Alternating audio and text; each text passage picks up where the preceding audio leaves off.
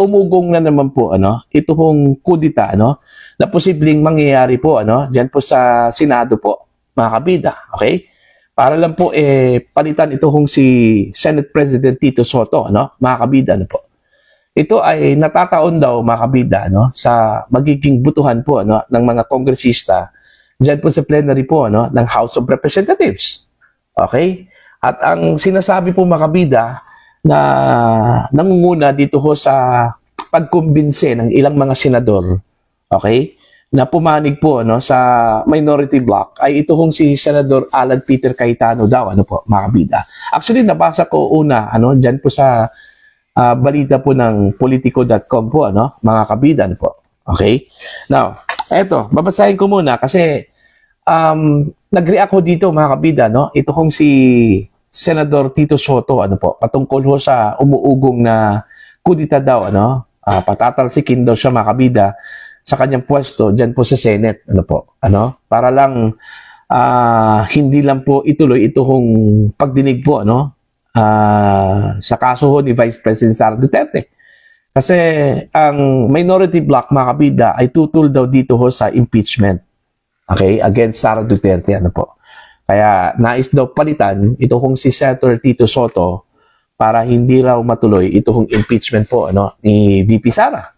Eto, babasahin ko muna ito kong article ng ang balita ngayon, po, okay? Kudita sa Senado, ipinagpapasa Diyos na lang ni Soto. Naglabas ng pahayag si Senate President Tito Soto kaugnay na mga balibalitang umano'y may planong kudita upang patalsikin siya bilang leader ng Senado sa gitna ng umiinit na usapin sa posibleng impeachment trial laban kay VP Sara Duterte. Sa isang panayam, sinabi ni Soto na ipinaubaya na lamang niya sa Diyos ang usapin habang nananatili umano siyang kumpiyansa na ginagawa niya ang kanyang tungkulin ayon sa konstitusyon. Mga kabida, po. Ito yung sinabi po ni Senator Tito Soto po, As always, I serve at the pleasure of my peers. I uphold and follow the Constitution. I leave everything to God's plan. I trust His heart. Okay? Wala naman po magawa talaga, si Soto. Kasi gaya na sinabi po niya, mga kabida, he serves at the pleasure of his colleagues, dyan po sa Senate. Kung makuha po ng mga senador, yung nagnanais po na patalsikin po siya, mga kabida, yung majority po, ano po yung majority number po dyan, mga kabida? 13. Okay? Kung makuha po nila yung 13 votes, wala sa mga senador, para patalsikin po siya, mga kabida, wala po siyang magawa po dito, kundi bababa po siya sa pwesto, mga kabida, po.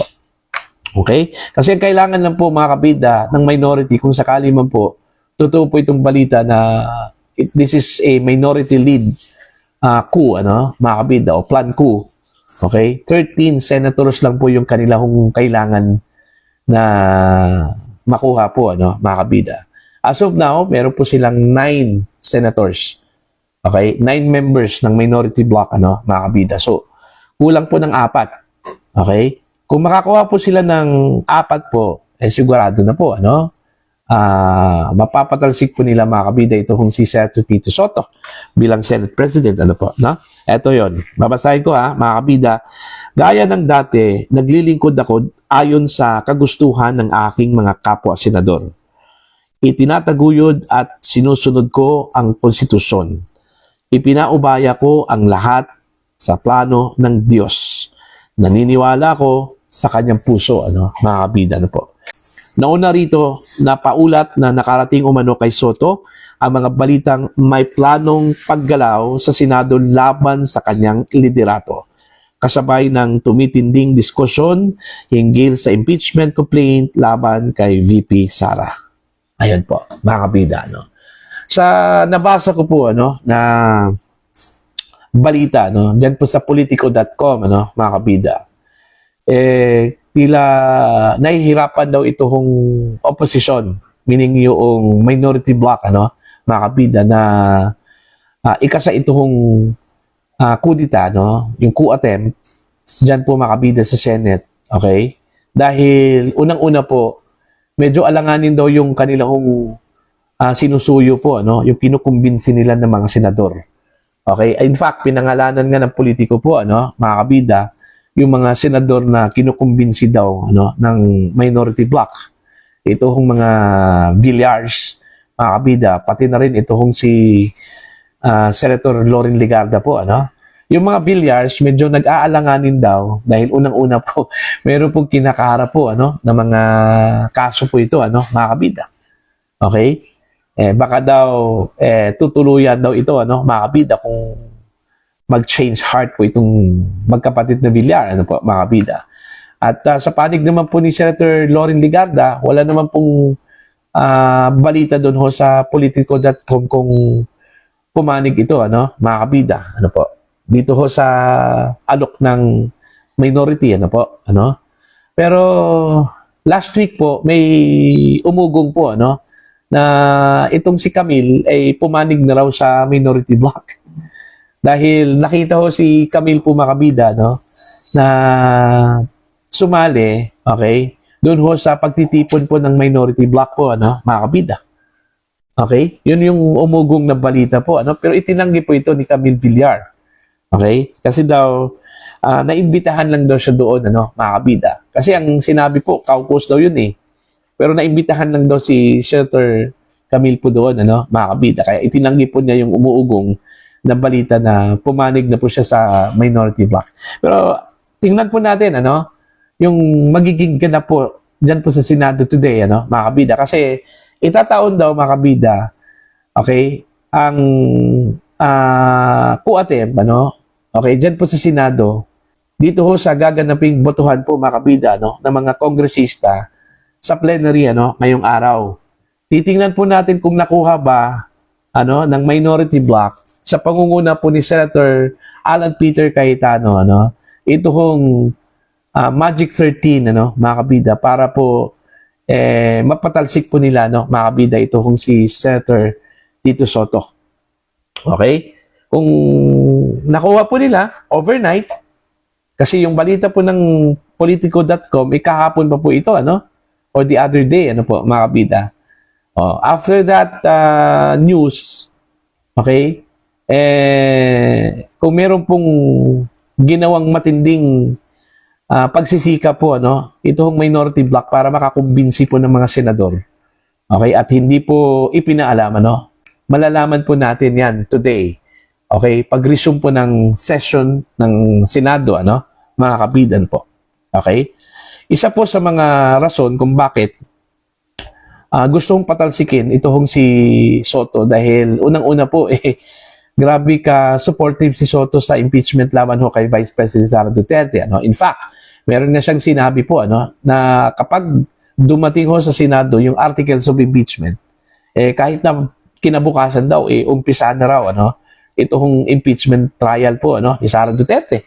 Okay? So, forthwith yung ginamit po na term, ano, ni Senator Tito Soto, okay, na umpisahan po itong impeachment trial po, ano, ni Sara Duterte kung sakali man po dumating po, ano, sa Senate yung articles of impeachment, ano. Kung sakali man po ay papasok po ito, ano, mga kabida, dyan po sa House of Representatives ngayong araw.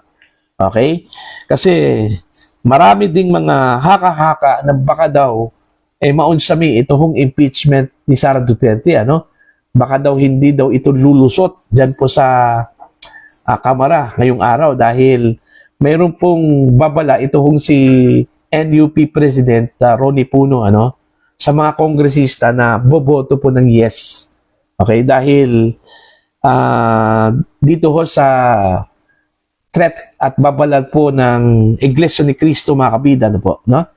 Na kung sino man po yung boboto at sumuporta doon ho sa impeachment ni Sara Duterte ay iba-blacklist daw nila, no, mga kabida, hanggang 4th generation. Imagine that, hanggang 4th generation. Ito po yung pasabog po ni Katibinag po, ano, mga kabida.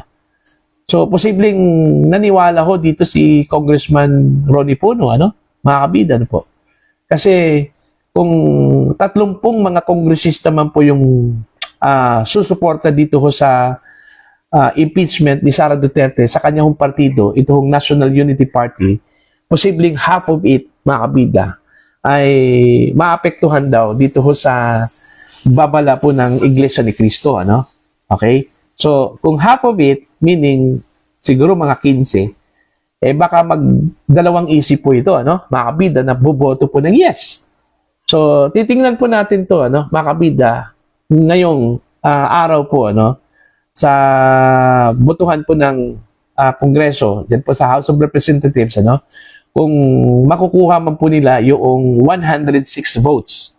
Kasi ang required number lang po dyan, mga kabida, is 106 para aakyat po itong articles of impeachment dyan po sa Senado. Ano? Pero meron pong mga umuugong na balita at yung mga sinabi po ng ilang mga kongresista po, mga kabida, no? Na lagpas daw ng 106. In fact, nasa 200 plus daw, ano?